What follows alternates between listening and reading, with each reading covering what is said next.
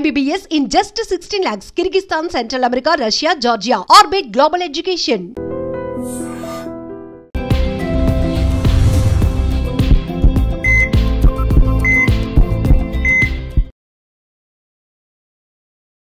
నమస్తే welcome to healthy conversations with I dream media. నేను మీ Jhansi. So ఈరోజు మనతో ఉన్నారు డాక్టర్ నాగలక్ష్మి గారు, జనరల్ ఫిజిషియన్. సో చాలామందికి యూరిన్ లీకేజెస్ అవుతూ ఉంటాయి. అంటే మనం తుమ్మినా కానీ దగ్గినా కానీ యూరిన్ లీక్ అవ్వడము, అలాగే యూరిన్ ఇన్ఫెక్షన్స్ కూడా వచ్చినప్పుడు చాలా ఇచ్చింగ్ కానీ బ్యాడ్ స్మెల్ కానీ వస్తూ ఉంటుంది. చాలా ఇబ్బంది పడుతూ ఉంటారు కదా. సో దీన్ని అవాయిడ్ చేయాలి అంటే ప్రత్యేకించి రాబోయేది వింటర్ సీజన్ అండ్ ఈ రెయినీ సీజన్లో కూడా కొంచెం ఇబ్బందులు ఎక్కువగా ఉంటాయి కాబట్టి ఈ టాపిక్ గురించి మాట్లాడదాము. అవగాహన పెంచుకునే ప్రయత్నం చేద్దాం. నమస్తే మ్యామ్. నమస్తే. So urine leakages plus urine infections ఇప్పుడు మనకి వర్క్ చేసేటప్పుడు బయటకు వెళ్ళక తప్పదు, జర్నీస్ చేయక తప్పదు. సో హోల్డ్ చేసుకొని ఉన్నా కానీ దానివల్ల కూడా ఇబ్బందిగా ఉంటుంది. సో మరి దీనికి ఏంటి సొల్యూషన్ ఏంటి? మనం హైజీన్గా ఉండాలి, లేదంటే ఇన్ఫెక్షన్ బారిన పడకూడదు అంటే ఏం చేయాల్సి ఉంటుంది? జనరల్‌గా ఏంటంటే ఫిమేల్ యూరిథ్రా అనేది మనకు చాలా చిన్నగా ఉంటుంది.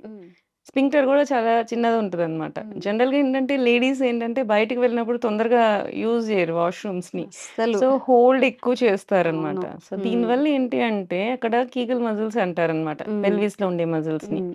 అవి మనకేంటంటే బ్లాడర్‌ని రిలాక్స్ అవ్వకుండా యూరిన్ మనకి ఫిల్ అయినా కూడా బయటికి రానీయకుండా చేస్తుందనమాట.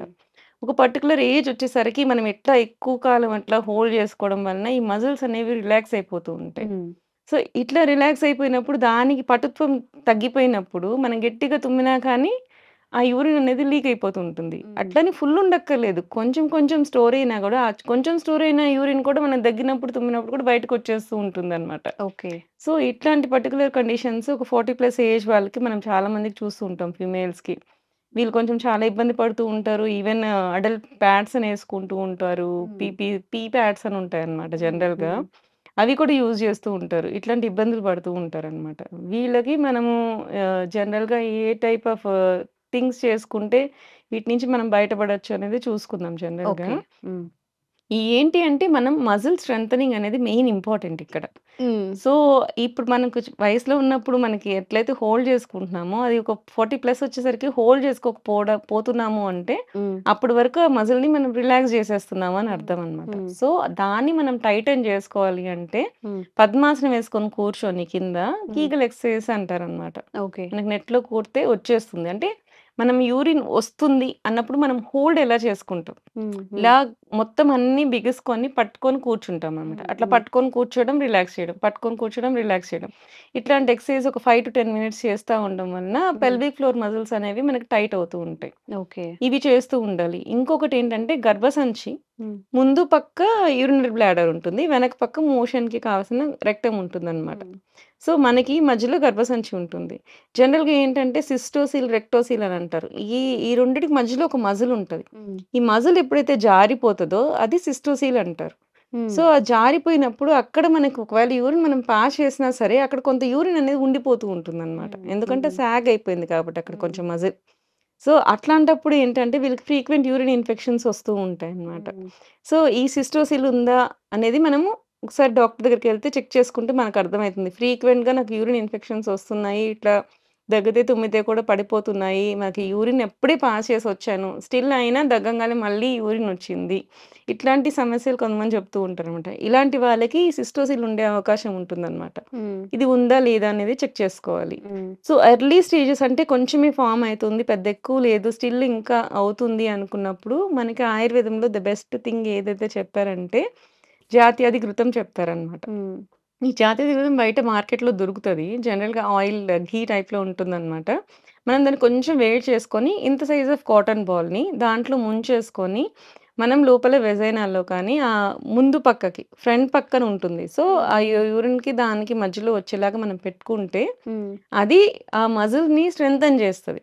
ఓహో! సో ఈ సిస్టోసిల్ ఏంటంటే ఎర్లీగా మనం తగ్గించుకునే అవకాశాలు ఉంటాయన్నమాట. సో ఇది సపోర్టింగ్ థింగ్ లాగా యూజ్ అవుతది. సో ఇట్లాంటివి యూజ్ చేసుకుంటే మనకి ఇన్ఫెక్షన్స్ రాకుండా ఉంటాయి. సో ఇంట్లో చేసుకోగల రెమెడీస్ ఏమన్నా ఉన్నాయా అంటే మనకి దూర్వ. దూర్వ అంటే గరిక గడ్డి. గరిక. గరిక. హ్మ్. గరిక మనకి ఈజీగా మార్కెట్‌లో దొరుకుతది. హ్మ్. అది స్పెషల్‌గా చెప్తారు. నార్మల్‌గా విలేజెస్‌లో అయితే ఎక్కడంటే అక్కడ దొరుకుతది. ఎక్కడంటే మేబీ అక్కడ సిటీస్‌లో ఉన్న వాళ్ళు కొనుక్కోవాల్సొస్తుంది. కొనుక్కోవాల్సొస్తుంది. జనరల్‌గా బయటైతే దొరుకుతది గరిక గడ్డిని మనకి. హ్మ్. జనరల్‌గా మనకి ఎండుది దొరికిందనుకోండి, నైట్ నానబెట్టేసేసి నెక్స్ట్ రోజు మార్నింగ్ దాన్ని జ్యూస్ చేసుకొని తాగడం. హ్మ్. సో, ఇదేంటంటే మనకి ఈ దర్భ వల్ల ఈ యూరిన్ ఇన్ఫెక్షన్స్ అనేవి అన్నీ తగ్గుతాయన్నమాట. ఆహా! So, okay. ఇది స్పెషల్‌గా చెప్తారు హ్మ్. వీటికి అన్నమాట. హ్మ్. పచ్చిది దొరికిందంటే అప్పటికప్పుడు మనం మిక్సీ చేసేసుకొని దాన్ని హ్మ్. ఫిల్టర్ చేసుకొని తాగొచ్చు. ఓకే. సో, మనకి ఎండిపోయిన గడ్డి అది మనకి దొరికినప్పుడు దాన్ని మాత్రం నానబెట్టుకోవాల్సుంటుంది. సో, హ్మ్. నైట్ అది వాటర్‌లో యేసుకొని నానబెట్టుకొని, హ్మ్. నెక్స్ట్ రోజు మార్నింగ్ మిక్సీ చేసుకొని, దాన్ని ఫిల్టర్ చేసుకొని తాగితే యూరిన్ ఇన్ఫెక్షన్స్ అనేవి తగ్గుతాయి. హ్మ్. ఈ మేల్స్‌కి కూడా వస్తాయండి యూరిన్ ఇన్ఫెక్షన్. జనరల్‌గా ఏంటి అంటే, ఈ వింటర్‌లో వచ్చినప్పుడు వాటర్ అనేది చేంజెస్ బాగా ఉంటాయి. సో, హ్మ్. వాటర్ కూడా ఇన్ఫెక్షియస్‌గా ఎక్కువైపోతూ ఉంటాయి. సో, హ్మ్. హీట్ ఉన్నప్పుడు సన్ ఉన్నప్పుడు హీట్ వస్తది. హీట్ ఉంటే బాక్టీరియా, వైరస్ అన్నీ చనిపోతూ ఉంటాయి. హ్మ్. సో, ఎప్పుడైతే ఈ సన్ అనేది తగ్గుతుందో, మనకి హీట్ అనేది డిఫరెన్స్ ఉంటుందో, సో, అన్ని దగ్గరలో అయినా సరే ఫంగస్ కూడా పెరుగుతది. పాచి పట్టేస్తది ఈ టైంలో. హ్మ్. సో, ఇట్లాంటప్పుడు మనం చాలా జాగ్రత్తగా ఉండాలి. హ్మ్. ఇలాంటప్పుడు మనకేంటి అంటే చూసుకొని అంటే వాష్‌రూమ్స్ అవి చూసుకొని యూజ్ చేయడము. హ్మ్. అండ్ ఎక్కువ వాటర్ తాగడము. తాగాలనిపించకపోయినా సరే వాటర్ అనేది తాగాలి ఈ టైంలో అన్నమాట. ఓకే. అదొకటి. వీటిని ఇంట్రొడ్యూస్ చేసుకోవడం వల్ల మనకేంటంటే ఫర్దర్ ఇన్ఫెక్షన్స్ రాకుండా ఉంటాయి. హ్మ్. ఇది ఒకటి పర్టిక్యులర్‌గా పాటించాలి. హ్మ్. అందుకే మనకి వినాయక చవితి వచ్చినప్పుడు కూడా దూర్వాని బాగా యూజ్ చేసి అవును. వీటిలనన్నీ తీసుకెళ్ళి నదుల్లో కలిపి హ్మ్. మనకి పెద్దవాళ్ళు ఏం చెప్పినా సరే దానికి అది పర్టిక్యులర్‌గా చెప్పి మరి అదొక్కటి ఎక్కువ యూజ్ చేసేలాగా చేస్తూ ఉంటారనమాట. హ్మ్. హ్మ్. సో, ఇట్లాంటివి. ఇంకా ఏం చేయొచ్చు ఫుడ్‌లో చేంజెస్ అనుకుంటే మనకి ఇక్షురసం. హ్మ్. ఏమంటే షుగర్ కేన్ జ్యూస్. ఈ హ్మ్. షుగర్ కేన్ జ్యూస్ కూడా యూరిన్ ఇన్ఫెక్షన్స్ తగ్గించే అవకాశాలు చాలా ఎక్కువుంటాయన్నమాట. ఓకే. సో, షుగర్ కేన్ జ్యూస్‌ని కూడా మీరు ఇన్ఫెక్షన్స్ వచ్చినప్పుడు ఎక్కువ ఇంట్రొడ్యూస్ చేసుకోండి. జనరల్‌గా కొబ్బరి బోండం నీళ్ళు ఎక్కువ తాగుతారు. హ్మ్. కానీ యాస్ పర్ ఆయుర్వేదం ప్రకారం చెప్పినప్పుడు కుష, కాష, నల, దర్భ, కాండేక్షు అని చెప్తారు. హ్మ్. సో, ఇవి 5 రకాల గడ్డిలన్నమాట. హ్మ్. ఈ ఇక్షురస్ అంటే మీన్స్ షుగర్ కేన్ కూడా ఒక గడ్డి జాతి కింద తీసుకుంటాము. హ్మ్. హ్మ్. సో, హ్మ్. ఇవి యూజ్ చేస్తే మనకి అన్ని రకాల యూరిన్ ఇన్ఫెక్షన్స్ తగ్గుతాయి అని చెప్పి అంటారనమాట. సో, షుగర్ కేన్ జ్యూస్ అనేది ఎక్కువ ఇంట్రొడ్యూస్ చేసుకోండి కొబ్బరి బొండం నీళ్ళ కంటే. ఓకే. షుగర్ ఉన్న వాళ్ళు మాత్రం గడ్డి జ్యూస్ ఇది దర్భ ఎక్కువ యూజ్ చేయండి. షుగర్ లేని వాళ్ళు షుగర్ కేన్ జ్యూస్‌ని యూజ్ చేసుకోవచ్చనమాట. హ్మ్. హ్మ్. సో, ఇట్లా మీకు మనం యూరిన్ ఇన్ఫెక్షన్ కదా! ఏముంది కదా! అని వదిలేస్తే కూడా ఈ యూరిక్ యాసిడ్ అనేది స్టోర్ అయిపోతే హ్మ్. స్టోన్స్ కూడా ఫార్మ్ అయిపోతాయి. Hmm. So, uric acid okay. Crystals form అయితాయి. కిడ్నీస్‌లో స్టోన్స్ ఫార్మ్ అయితాయి. సో, ఏవైనా సరే ఇన్ఫెక్షన్స్ వస్తున్నప్పుడు ముందుగానే వాటికి ఇవన్నీ కూడా ఇంట్రొడ్యూస్ చేసుకోండి. లేకపోతే మళ్ళీ ఫర్దర్ మనం అలా వదిలేస్తే ఏముందిలే అని వదిలేస్తే మళ్ళీ స్టోన్స్ ఫార్మ్ అయిపోతాయి. ఓకే. సో, ఎవరైనా సరే ఎర్లీగా వచ్చినప్పుడే మీరు జాగ్రత్తలు పాటిస్తే మీకు ఫర్దర్ ప్రాబ్లమ్స్ రాకుండా ఉంటుంది. ఓకే. ఓకే. సో, చాలా ఈజీగా అంటే పెద్ద పెద్ద మెడికేషన్ లేదు. ఈ టాబ్లెట్స్ మార్నింగ్ ఒకటి వేయండి, మధ్యాహ్నం ఒకటి వేయండి. ఇలాంటి మెడికేషన్ లేదు. ఈ సిరప్‌లు తాగండి అని లేదు. చిన్న చిన్న మార్పులతో మనం ఈ యూరిన్ ఇన్ఫెక్షన్స్ నుంచి, లీకేజెస్ నుంచి బయటపడొచ్చు. మీరు కూడా తప్పకుండా ఇది ట్రై చేయండి. ఎలా వర్క్ అయిందో కూడా మాకు మళ్ళీ కామెంట్ చేయండి. ఇంకెలాంటి యూరినరీ ఇన్ఫెక్షన్స్ కానీ, లేకపోతే రిలేటెడ్ ఇష్యూస్ ఉన్నా గానీ కామెంట్ చేయండి.